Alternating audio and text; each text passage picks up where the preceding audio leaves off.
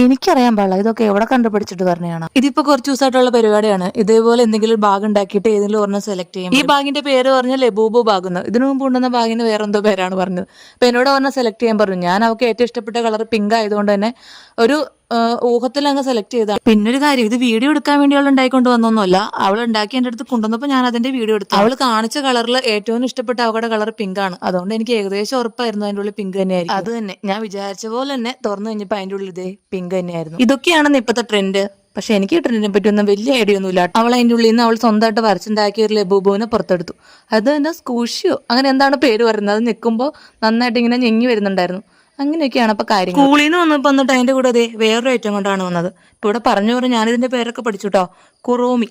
കുറോമി squishy, അതാണ് ഇപ്പൊ ഇതിന്റെ പേര്. ഈ സ്കുഷി ഒക്കെ ഫ്രണ്ട് ഗിഫ്റ്റ് ചെയ്താട്ടോ. ഇന്ന് അടുത്ത കടയിൽ ഇതേ ഈ സ്റ്റിക്കർ ഉണ്ടെന്നും പറഞ്ഞുകൊണ്ട് ഇത് കുറെ വാങ്ങിച്ചുകൊണ്ടാണ് നാളെ വീട്ടിൽ കടയിൽ നിന്ന് പേനയുടെ കവർ എടുത്തോണ്ട് വന്നപ്പോ വിചാരിച്ചായിരുന്നു അതുകൊണ്ട് എന്തെങ്കിലും ആവശ്യം കാണുന്നു. അതുകൊണ്ട് ഒരു പൗച്ച് ഉണ്ടാക്കി വെച്ചിട്ട് അത്യാവശ്യം കുഞ്ഞിനോട്ടൊക്കെ വെക്കാം.